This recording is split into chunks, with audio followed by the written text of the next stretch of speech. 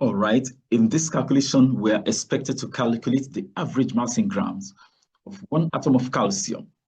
And we're given the molar mass of calcium as 14, and Avogadro's number 6.02 times 10 to the 23rd power. Now, we can take the meaning of this. It means 1 mole of calcium contains this number, 6.02 multiplied by 10 to the 23rd atoms of calcium. That's the meaning. So this is the basis of our calculation. Let us use in this video the method of dimensional analysis. Straight off into the solution. Let's go.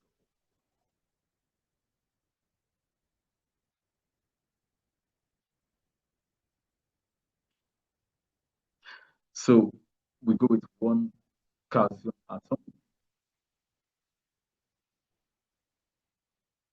And the idea is to start multiplying to cancel the units on the left. Atom here. And we know there are 6.02 multiplied by 10 to the 23rd calcium atoms present in 1 mole of calcium. We already established that at that point, right there. So there are 6.02 times 10 to the 23 calcium atoms present in 1 mole of calcium.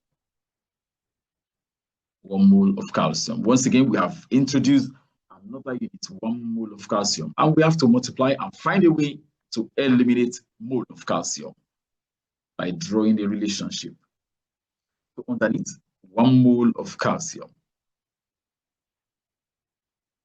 1 mole of calcium has a mass equal to the molar mass. 1 mole of calcium has a mass equal to that 40 right there, the molar mass of calcium.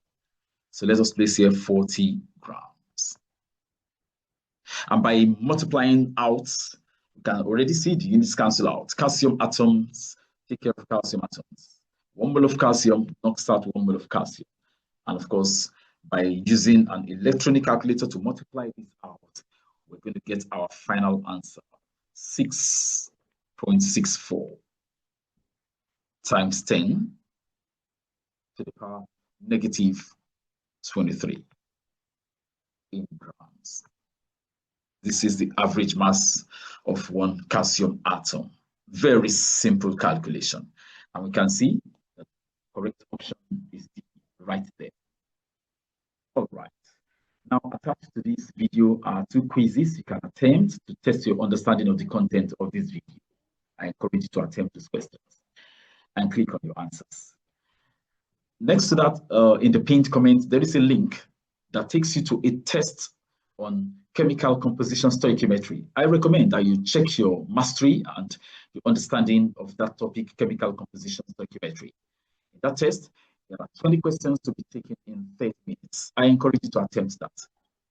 And finally, if you are convinced you need to step up your knowledge or your understanding of the topic, chemical composition stoichiometry, I recommend that you click on the link provided in the pinned comment. That takes you to the full presentation, the full lecture of the topic, chemical composition stoichiometry.